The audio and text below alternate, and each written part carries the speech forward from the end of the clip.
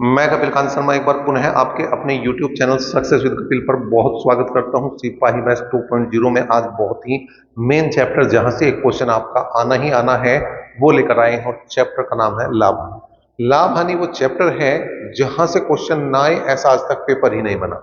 आप UP police constable की तैयारी कर रहे हैं या किसी भी ऐसे एग्जाम की तैयारी कर रहे हैं जो सिपाही बैच जैसा है, मतलब एसएससी जीडी हो, दिल्ली पुलिस कांस्टेबल हो या फिर कोई अन्य एग्जाम हो, तो वहां पर प्रस्तुतता का ये चैप्टर बड़ा मेन हो जाता है। एक क्वेश्चन आता ही आता है। चलिए पहले यहाँ पर कॉन्सेप्ट की बात करेंगे और फिर एक एक करके क्वेश्चनों की और प्रीवियस ईयर क्वेश्चन की भी यहाँ पर बात करेंगे, लेकिन पहले समझ लेते हैं कॉन्सेप्ट को, क्योंकि कॉन्सेप्ट इज पावर। तो लाभ हानि वाले चैप्टर में चार चीज मेन है: क्रय मूल्य, विक्रय मूल्य,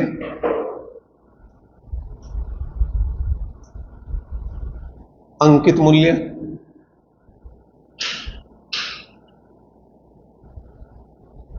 ठीक है, और थोड़ा सा अगर हम बढ़ाओगे तो कर सहित अंकित मूल्य आ जाए।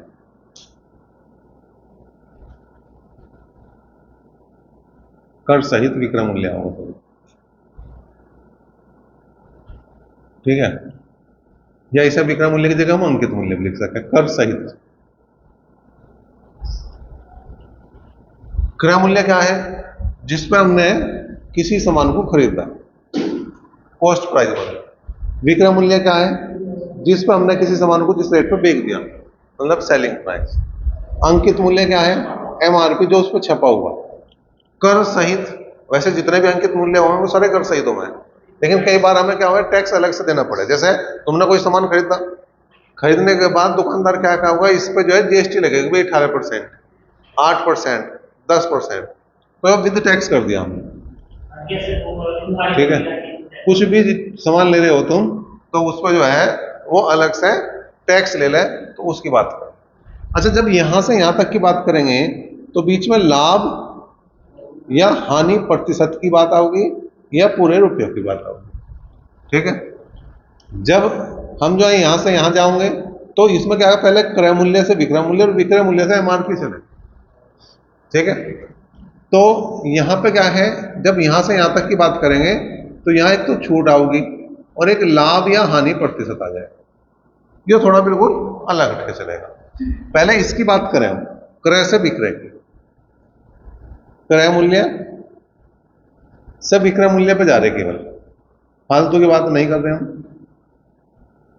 तो यहां पे दो चीज हो सके, या तो लाभ हो रहा होगा वस्तु में या हानि हो रही होगी, इसके अलावा कोई चीज बनती नहीं, ठीक है। क्रय दे रखा, विक्रय पे जाना, तो क्या ध्यान रखना, 100% बराबर जो क्रय मूल्य के होंगे, 100% हमेशा क्रय मूल्य के होगा, और 100 प्लस माइनस x प्रतिशत बराबर हो जाएगा विक्रय मूल्य। अब ये प्लस माइनस क्यों लिखा? अगर लाभ हो रहा होगा तो हम जोड़ के लिखेंगे परसेंटेज को। उसने कहा 10% का लाभ हो रहा तो हम 90 लिखेंगे, हानि हो रही तो हम घटा के लिखेंगे। उन्होंने कहा 25% की हानि हो रही है वस्तु को बेचने पर, तो हम 75 लिखेंगे, ठीक है। माता की समझ में? तो इसका बहुत बड़ा खेल है। यहां से तुम्हें चार तरह के क्वेश्चन बन सके। कैसे? वो क्रय दे दे, लाभ दे दे, विक्रय मूल्य पूछ ले। वो क्रय दे दे, हानि दे दे, विक्रय मूल्य पूछ ले।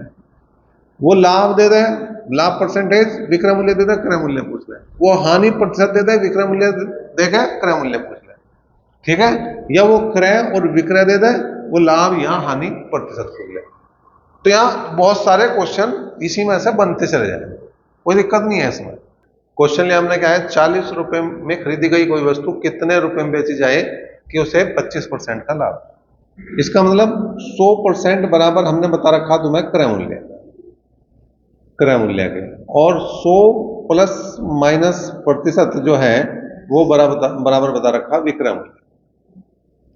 अब यहां पे जो 100 है वो हमारा कितना है, 40, तो यहां लिखेंगे 100% बराबर 40। अब 25% का लाभ हो जाए तो 100 में 25 जोड़ दो, 125 हो गए, बराबर विक्रय मूल्य मतलब सेलिंग प्राइस। 25 चौका 100, 25 पंजे 125, 4 से हमने काटा 10 बार, तो कुल मिलाकर सेलिंग प्राइस जो होना चाहिए है वो 50 रुपये आ जाना चाहिए। अगर वो 50 रुपये में बेची जा रही तो उसे 25% का लाभ। इस बार जो क्वेश्चन लिया हमने वो हानि वाला ले लिया। क्या है क्वेश्चन? एक घोड़े को 1500 रुपये में खरीदा गया है, बाद में पता चला कि उसमें कुछ कमी है, इसलिए उसे 15% का घाटा सहकर बेच दिया गया है, तो विक्रय मूल्य हमें बताना। फिर वही बात है, 100% जो है वो बराबर क्रय मूल्य है। क्रय मूल्य है 1500 रुपये, ठीक है, क्रय मूल्य हो गया 1500 रुपये। 15% का घाटा सहा, तो 15% घटा दो, 85% बराबर आ जाएगा सेलिंग प्राइस के विक्रय मूल्य। 2 जीरो खत्म, तो यहाँ पे आ गया 85 गुणा 15, 15 पंजे 75, हासिल को 7, 15 अट्ठे 120 और 7 127। कुल मिला के जो 1500 रुपये का घोड़ा खरीदा था वो 1275 रुपये में बेच दिया। अब निश्चित है घोड़ा प्लास्टिक का ही होगा। ओरिजिनल जो हमने क्वेश्चन लिए थे वो सारे ऐसे थे जिसमें हमें क्रय मूल्य दे रखा था, विक्रय मूल्य निकालना था। अब उल्टा विक्रय मूल्य दिया, क्रय मूल्य निकालना। कैसे? क्वेश्चन है, एक दुकानदार ने किसी वस्तु को 550 रुपये बेचकर 10% का लाभ कमाया, तो वस्तु का क्रय मूल्य बताना। अब क्रय मूल्य बताना, इसका मतलब 100% जो कॉस्ट प्राइस है वो तो हमें निकालना है, लेकिन 10% का लाभ हुआ तो 100 में 10 जोड़ दो, 110 हो गया। 110% बराबर 550 के मतलब विक्रय मूल्य के बराबर है। 11 पंजे 55, 5 बार कटा, तो यहाँ पे कॉस्ट प्राइस जो आ जाएगा तुम्हारा वो 500 रुपये आ जाएगा। अच्छा, यहाँ पे दो चीज है, एक तो जो है कि उसने पूछ लिया हमारे से उसका कॉस्ट प्राइस मतलब क्रय मूल्य क्या है, 500 रुपये आ गया। अगर यहाँ पे वो लाभ पूछ ले, उसका लाभ कितना है, तो या तो ऐसा करके जो विक्रय मूल्य आया उसमें से क्रय मूल्य को घटा दो, 50 रुपये आ गया। एक तरीका तो जो है, एक तरीका जो है डायरेक्ट भी निकाल सके हम। कैसे? कि भाई 110% बराबर 550 के, जो वाली लाइन पकड़ी हमने नीचे वाली। अब हमें लाभ नहीं पता, लेकिन लाभ का परसेंटेज पता। लाभ का परसेंटेज है 10%। लाभ रुपये में कितने होगा अब देख लेंगे हम। 1 जीरो से 1 जीरो गई, 11 पंजे 55, तो जो लाभ आ गया वो 50 रुपये का आ गया। तो अगर डायरेक्ट तुम्हें लाभ या हानि निकालनी हो तो इस तरीके से जाओगे, और अगर हमें क्रय मूल्य चाहिए तो इस तरीके से जाओ। इस बार जो क्वेश्चन है वो भी हमें क्या है कि विक्रय मूल्य दिया है, क्रय मूल्य निकालना, लेकिन हानि परसेंटेज के साथ। एक किसान ने एक गाय को 660 रुपये में बेच दिया और इस प्रकार उसे 20% की हानि उठानी पड़ी, तो उसका वास्तविक मूल्य क्या है ये बताना। वास्तविक मूल्य का मतलब कॉस्ट प्राइस बताना, मतलब हमें क्रय मूल्य बताना। तो 100% बराबर किसके, वो देखना पड़ेगा। हानि कितने की हो रही? 20%, तो 100 में से 20 घटा दो, 80 बराबर किसके हैं यहाँ पे? 660 रुपए के। 660 जो हानि के बाद रुपए हैं। 20 चौक 80, 20 पंजे 100, 4 एकम 4, 2 बचे 4 छिक 24, 2 बचे 4 पंजे 20। कॉस्ट प्राइस की अगर मैं बात करूं 5 की गुणा कर दूंगा 165 में, तो 5 पंजे 25, हासिल को 2, 16 पंजे 80 और 2 82, कुल मिला के जो उसका क्रय मूल्य था, जो उसका वास्तविक मूल्य था वो 825 रुपए का था, जिसे उसने 660 रुपये बेचा। तो अभी जो बात चल रही थी वो क्रय से विक्रय और विक्रय से क्रय की बात चल रही थी। अब विक्रय से विक्रय मतलब पुराना विक्रय मूल्य और नया विक्रय मूल्य, ये कह दो इसे, ठीक है। क्वेश्चन किस तरह से आएगा? क्वेश्चन है जैसे, किसी दुकानदार ने एक रेडियो 540 रुपए में बेचा, जिसमें उसे 10% की हानि उठानी पड़ी। यदि वह 10% का लाभ की इच्छा से बेचता तो उसे रेडियो को कितने रुपए में बेचना होता?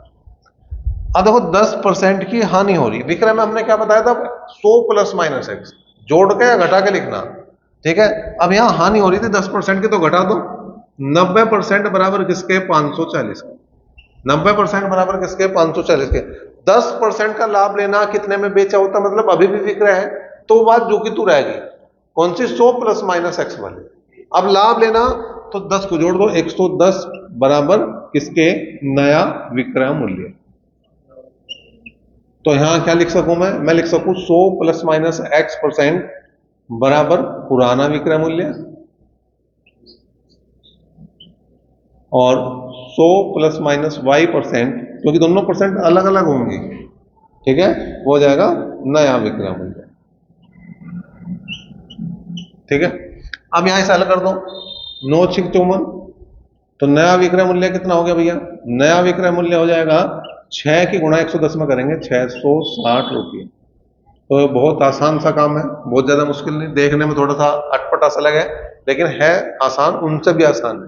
अगली टाइप की बात करें क्या है, जब दो वस्तुएं बेची जा रही लेकिन दोनों के विक्रय मूल्य समान है और साथ साथ उनका जो लाभ या हानि प्रतिशत है वो भी समान है, तब वहां पे लाभ या हानि का परसेंटेज वो पूछ लेगा। तो कैसा क्वेश्चन है, दो गायों में प्रत्येक का विक्रय मूल्य 1275 रुपए है, एक को 20% लाभ पर और दूसरे को 20% हानि पर बेचा जाता है, तो कुल प्रतिशत लाभ अथवा हानि निकालो। ध्यान देने वाली बात है, जब विक्रय मूल्य समान हो, जब दोनों का विक्रय मूल्य, दोनों का विक्रय मूल्य समान हो।